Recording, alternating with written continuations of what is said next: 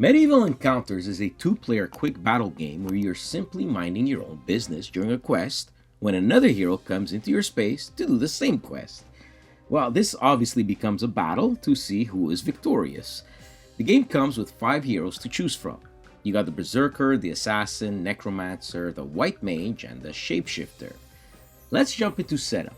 So each player will choose a hero and get 5 tokens of their color, either red or green.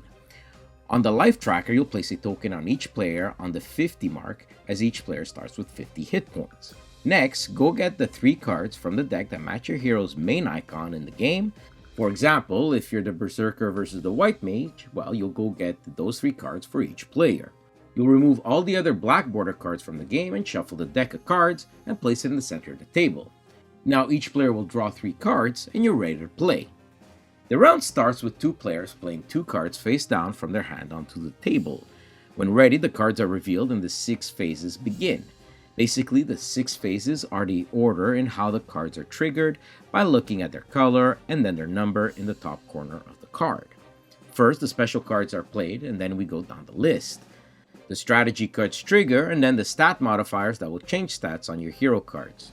Then, battle prep cards are triggered, then character strike cards, and finally, weapon cards.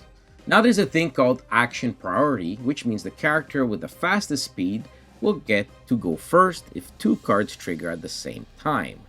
Also, if your speed is greater than your opponent's speed by 3 or more, you can play 3 cards instead of 2 at the start of the round. So keep up. Now, back to the cards. I just want to explain a few before my final thoughts. The yellow strategy cards are like special actions that can play with hands, played cards, and change the playing field a little bit. They can also give you permanent boosts for the entire game, like this Gift of the Gods. The green stat modifier cards increase your stats permanently, which is always good. Keep in mind the speed bonus can be good at the start of the game. The purple battle cards are like short buffs in an MMO. They will increase a stat, but only temporarily. Unlike the green cards.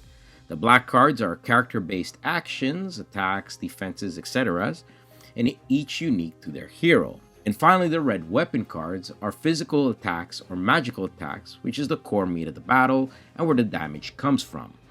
It can be physical attack, magical, or if you play 2 that round, then it's both.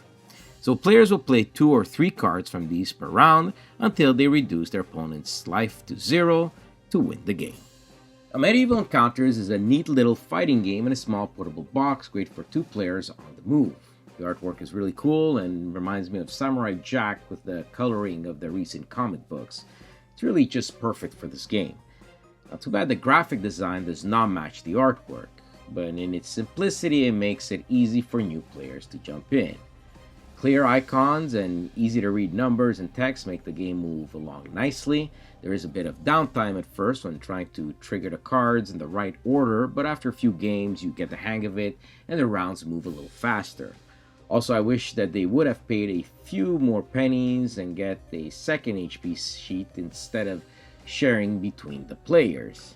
Each hero plays differently and makes for good replay value, and the strategy is also very present with small limited cards you can play per turn. So you have to make decisions every round, and you also have to think about discarding your hand for new cards or keeping it for the next round. If you're looking for a quick 2-player duel game, check out Medieval Encounters. We enjoyed this one quite a bit. Enjoyed our review? Like the video and subscribe. You can also find us on social media like Facebook and Instagram. Thanks for watching. Until next time.